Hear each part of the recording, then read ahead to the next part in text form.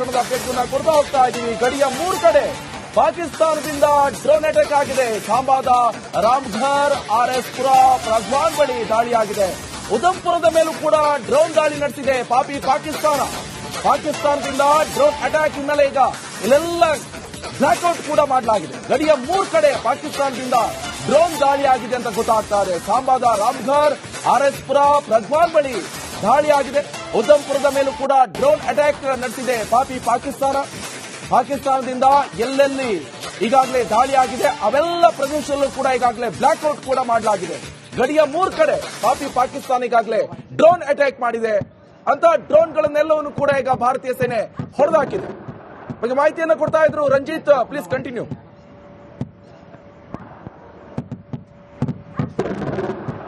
ನಿಕೇಶ್ ಕೊಠಾರಿ, ನೋಡಿ ಪಾಕಿಸ್ತಾನದ ಮನಸ್ಥಿತಿಯೇ ಅಂತದ್ದು. ನಂಬಿಸಿ ಕುತ್ತಿಗೆ ಕೊಯ್ಯೋದು ಪಾಕಿಸ್ತಾನದ ಮನಸ್ಥಿತಿ. ನಾವೇನಾದ್ರೂ ಅವರನ್ನು ನಂಬಿ ಗಡಿಯಲ್ಲಿ ಒಂದು ಸ್ಟೆಪ್ ಡೌನ್ ಮಾಡಿದ್ವಿ ಅಂತ ಹೇಳಿ ಆದ್ರೆ ಪಾಕಿಸ್ತಾನ ಅದೇ ಸಮಯಕ್ಕೆ ಹೊಂಚು ಹಾಕಿ ಅಲ್ಲಿ ಅಟ್ಯಾಕ್ ಮಾಡುತ್ತೆ. ಆದ್ರೆ ನಮ್ಮ ಸೈನಿಕರ ಶೌರ್ಯ ಮತ್ತೆ ಪರಾಕ್ರಮ ನಮಗ್ ಗೊತ್ತಿದೆ. 1999ರ ಕಾರ್ಗಿಲ್ ಯುದ್ಧ, 1971ರ ಬಾಂಗ್ಲಾ ವಿಮೋಚನಾ ಯುದ್ಧ, 1965ರ ಪಾಕಿಸ್ತಾನದ ಯುದ್ಧದ ಮೇಲೂ ಕೂಡ ನಾವು ಅವ್ರ ಮೇಲೆ ಸವಾರಿ ಮಾಡಿದ್ದೀವಿ ಅನ್ನೋದನ್ನ ಅವ್ರು ಯೋಚನೆ ಮಾಡಬೇಕು. ನಮ್ಮಲ್ಲಿರುವಂತಹ ಸೂಪರ್ ಸಾನಿಕ್ ವೆಪನ್ಗಳು ಪಾಕಿಸ್ತಾನವನ್ನ ಕ್ಷಣ ಮಾತ್ರದಲ್ಲಿ ಉಡಾಯಿಸಿ ಬಿಡೋದಕ್ಕೆ ನಾವು ಸರ್ವ ಶಕ್ತರು ಅನ್ನೋದನ್ನ ಪಾಕಿಸ್ತಾನ ಇಲ್ಲಿ ಯೋಚನೆ ಮಾಡಬೇಕು. ನಮ್ಮ ಒಂದು ಬ್ರಹ್ಮೋಸ್ ಕ್ಷಿಪಣಿ ಹಾರಿದ್ದಕ್ಕೆ ಪಾಕಿಸ್ತಾನ ಸಂಯಮದಿಂದಳಿ ವರ್ತಿಸಿ ಅಂತೇಳಿ ಹೇಳಿದಂತ ಪಾಕಿಸ್ತಾನಕ್ಕೆ ನಮ್ಮ ಶಕ್ತಿಯ ಬಗ್ಗೆ ಅರಿವಿಲ್ಲ. ಇಂಥ ನೀಚ ಕೃತ್ಯವನ್ನ ಪದೇ ಪದೇ ಮಾಡ್ತಾ ಇದ್ದಂತ ಪಾಕಿಸ್ತಾನಕ್ಕೆ ಭಾರತ ಪುಲಿ ಸ್ಟಾಪ್ ಇಡ್ಲೇಬೇಕು. ಆ ನಿಟ್ಟಿನಲ್ಲಿ ಭಾರತ ಕ್ರಮವನ್ನ ತೆಗೆದುಕೊಳ್ಬೇಕಾಗಿದೆ. ನೀವು ಹೇಳಿದಾಗೆ ಹೊಳ್ಳಲಿರಿ ಇನ್ನೊಂದು ಲೇಟೆಸ್ಟ್ ಅಪ್ಡೇಟ್ ಕೂಡ ಲಭ್ಯವಾಗ್ತಾ ಇದೆ. DGMO ಮಾತುಕತೆ ಬೆನ್ನಲ್ಲೇ ಷರತ್ತು ಈಗ ಉಲ್ಲಂಘನೆಯಾಗಿದೆ. ಕದನ ವಿರಾಮ ಉಲ್ಲಂಘಿಸಿ ಪಾಕಿಸ್ತಾನ ದಾಳಿಯನ್ನ ಮಾಡಿದೆ. DGMO ಮಾತುಕತೆ ಬೆನ್ನಲ್ಲೇ ಇದು ಷರತ್ತು ಉಲ್ಲಂಘನೆ. ಮೊನ್ನೆಯಷ್ಟೇ ನಾವು ನೋಡಿದ್ವಿ, 12ನೇ ತಾರೀಕಿಗೆ DGMO ಮೀಟಿಂಗ್ ಇದೆ ಅಂತ ಪಾಕಿಸ್ತಾನ ಜೊತೆಗೆ ಇಂಡಿಯಾ ಏನ್ ಮೀಟಿಂಗ್ ಅಲ್ಲಿ ಏನಾಯ್ತು? ಮಿಲಿಟರಿ ಕಾರ್ಯಾಚರಣೆಯನ್ನು ಈಗಾಗಲೇ ಸ್ಥಗಿತಗೊಳಿಸಲಾಯಿತು. ಯುದ್ಧ ವಿರಾಮ ಘೋಷಣೆ ಮಾಡಲಾಯಿತು.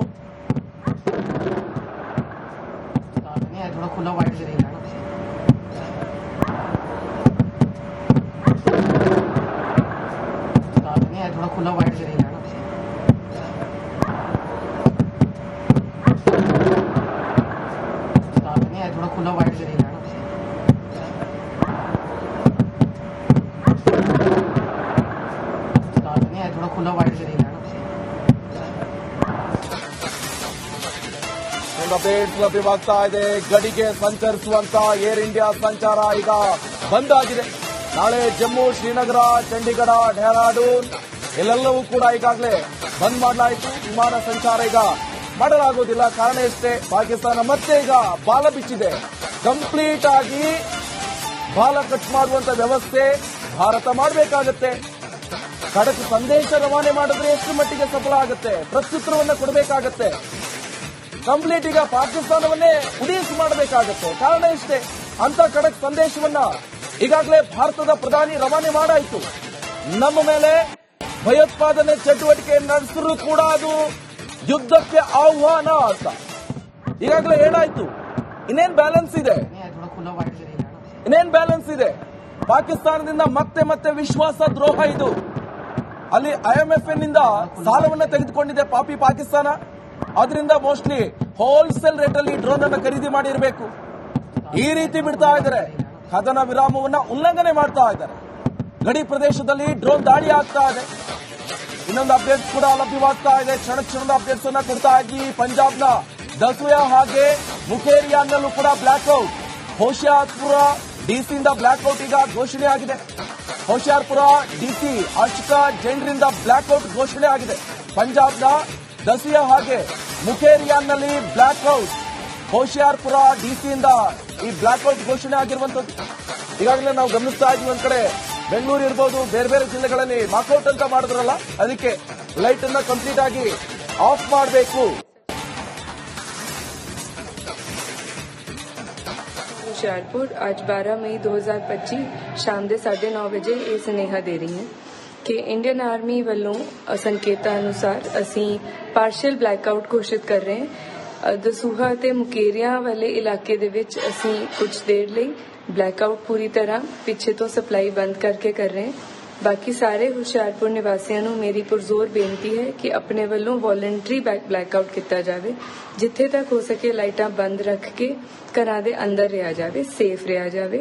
ਕੋਈ ਪੈਨਿਕ ਵਾਲੀ ਗੱਲ ਨਹੀਂ ਹੈ, ਲੇਕਿਨ ਅਸੀਂ एहतियात ਦੇ ਤੌਰ ਤੇ ਇਹ ਪ੍ਰੀಕಾಷನ್ ਲੈ ਰਹੇ ਹਾਂ। ਬਹੁਤ ਬਹੁਤ ਧੰਨਵਾਦ। ಜೈ ಹಿಂದ್। ಸಂಚರಿಸುವಂತ ಏರ್ ಇಂಡಿಯಾ ಸಂಚಾರ ಕಂಪ್ಲೀಟ್ ಆಗೀಗ ಬಂದ್. ನಾಳೆ ಜಮ್ಮು, ಶ್ರೀನಗರ, ಚಂಡೀಗಢ, ಡೆಹ್ರಾಡೂನ್ ಇಲ್ಲೆಲ್ಲವೂ ಕೂಡ ವಿಮಾನ ಸಂಚಾರ ಆಗ್ತಾ ಇತ್ತು. ಈಗ ಎಲ್ಲವೂ ಕೂಡ ಕಂಪ್ಲೀಟ್ ಆಗಿ ಬಂದ್ ಆಗಿದೆ. ವಿಮಾನ ಸಂಚಾರವನ್ನ ಬಂದ್ ಮಾಡಲಾಗಿದೆ.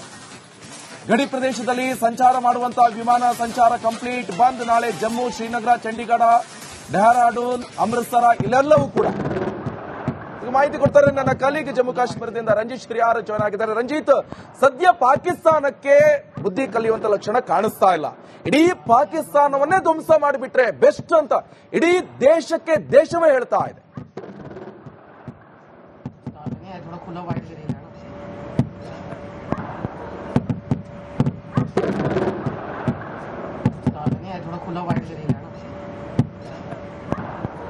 ಯಗೇಶ್ ಕೊಟ್ಟಾರೆ, ಈ ಸುಮಾರು ದಿನಗಳಿಂದ ಭಾರತ ಮತ್ತು ಪಾಕಿಸ್ತಾನದ ನಡುವೆ ಯುದ್ಧದ ಕಾರ್ಮೋಡ ಕವಿದಿರುವಂತಹ ಹಿನ್ನೆಲೆಯಲ್ಲಿ ಭಾರತದ ವಾಯುಸೀಮೆಯನ್ನ ಪಾಕಿಸ್ತಾನದ ವಿಮಾನಗಳು ಹಾರಾಟ ಮಾಡದಂತೆ ಸೂಚನೆಯನ್ನ ಕೊಡಲಾಗಿತ್ತು. ಅದರಂತೆ ಪಾಕಿಸ್ತಾನದ ವಾಯುಗಡಿಯ ಮೇಲೆ ಭಾರತದ ವಿಮಾನಗಳು ಹಾರಾಡದಂತೆ ಸೂಚನೆಯನ್ನ ಕೊಡಲಾಗಿತ್ತು. ಭಾರತೀಯ ವಾಯುನೆಲೆ ಮೇಲೆ ಪಾಕಿಸ್ತಾನ ದಾಳಿಯನ್ನ ಮಾಡಿತ್ತು. ಭಾರತ ಪಾಕಿಸ್ತಾನದ ಸುಮಾರು 6 ವಾಯುನೆಲೆಯನ್ನ ಧ್ವಂಸ ಮಾಡಿತ್ತು. ಅದರ ಜೊತೆಗೆ ಪಾಕಿಸ್ತಾನದ ಸೇನೆ ಭಾರತದ ಏರ್ಪೋರ್ಟ್ಗಳನ್ನೇ ಗುರಿಯಾಗಿಸಿಕೊಂಡು ದಾಳಿ ಮಾಡಿದ್ದನ್ನ ನಾವು ನೋಡಿದ್ದೀವಿ. ಈ ಕಾರಣದಿಂದ ಸುಮಾರು ದೇಶದಲ್ಲಿ 32 ಏರ್ಪೋರ್ಟ್ಗಳನ್ನ ಬಂದ್ ಮಾಡಿ ಆದೇಶವನ್ನ ಹೊರಡಿಸಲಾಗಿತ್ತು. ಇವತ್ತು ಆದಂತ ಶಾಂತಿಯ ಮಾತುಕತೆಯ ನಂತರ ಭಾರತ ಕೆಲವು ವಿಮಾನ ನಿಲ್ದಾಣಗಳನ್ನ ಅದನ್ನ ಯಾರಿಗೆ ಟೂರಿಸ್ಟ್ಗಳಿಗೆ ಅಥವಾ ಬರುವಂತ ಹೋಗುವಂತ ಜನರಿಗೆ ಟ್ರಾವೆಲರ್ಗಳಿಗೆ ಮುಕ್ತವಾಗೋದಕ್ಕೆ ಸೂಚನೆಯನ್ನ ಕೊಟ್ಟಿತ್ತು. ಆದ್ರೆ ನಸುಗುನ್ನಿ ಪಾಕಿಸ್ತಾನ ತನ್ನ ನರಿಬುದ್ಧಿಯನ್ನ ಮತ್ತೊಮ್ಮೆ ತೋರಿಸಿದ ನಂತರ ಈಗ ಬಂದಾಗಿದ್ದಂತಹ ವಿಮಾನ ನಿಲ್ದಾಣಗಳು ಓಪನ್ ಆಗಿ ವಿಮಾನ ಹಾರಾಟಕ್ಕೆ ಅವಕಾಶ ಸಿಕ್ಕು ಈಗ ಮತ್ತೆ ಅದನ್ನ ಬಂದ್ ಮಾಡೋ ಮೂಲಕ ಜಮ್ಮು ಕಾಶ್ಮೀರ ಸೇರಿದಂತೆ ಕೆಲವು ಭಾಗಗಳ ಏರ್ಪೋರ್ಟ್ಗಳು ಈಗ ಮತ್ತೆ ಕ್ಲೋಸ್ ಆಗಿದ್ದಾವೆ. ಗಡಿ ಭಾಗದಲ್ಲಿ ಎಲ್ಲಿ ಈ ಡ್ರೋನ್ ಹಾರಾಟ ಮಾಡಿ ಆತಂಕಕ್ಕೆ ಕಾರಣ ಆಯಿತು, ಕದನ ವಿರಾಮವನ್ನ ಉಲ್ಲಂಘನೆ ಮಾಡ್ತೋ ಪಾಕಿಸ್ತಾನ, ಆ ಭಾಗದಲ್ಲಿ ಮತ್ತೆ ಈಗ ಈ ಕರೆಂಟ್ ಗಳನ್ನ ಬಂದ್ ಮಾಡಿದ್ದಾರೆ. ಆ ಮೂಲಕ ಪಾಕಿಸ್ತಾನ ಬುದ್ಧಿ ಕಲಿಯುವಂತ ಯಾವುದೇ ಲಕ್ಷಣಗಳು ಕಾಣಿಸ್ತಾ ಇಲ್ಲ. ಪಾಕಿಸ್ತಾನ ಪದೇ ಪದೇ ಹಿಂಗ್ ಮಾಡಿ ಈಗ ಮತ್ತೊಮ್ಮೆ ಜಾಗತಿಕವಾಗಿ ಪಾಕಿಸ್ತಾನ ಬೆತ್ತಲಾಗಿ ಹೋಗಿದೆ.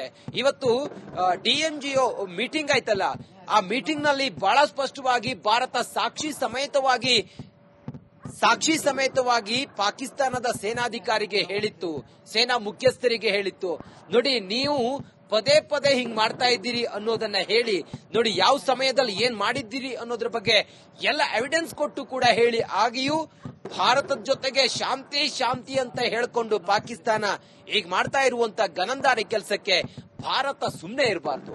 ಸರಿಯಾದ ಪ್ರತಿಕ್ರಿಯೆ, ಸರಿಯಾದ ಒಂದು ಎದುರೇಟನ್ನ ಕೊಡುವ ಮೂಲಕ ಪಾಕಿಸ್ತಾನಕ್ಕೆ ಈ ಒಂದು ಪದೇ ಪದೇ ನರಿಬುದ್ಧಿ ನಸ್ಗುನಿತನವನ್ನ ತೋರಿಸುವಂತ ಪಾಕಿಸ್ತಾನದ ಬೆನ್ಮೂಳೆ ಮುರಿಬೇಕಾಗಿದೆ.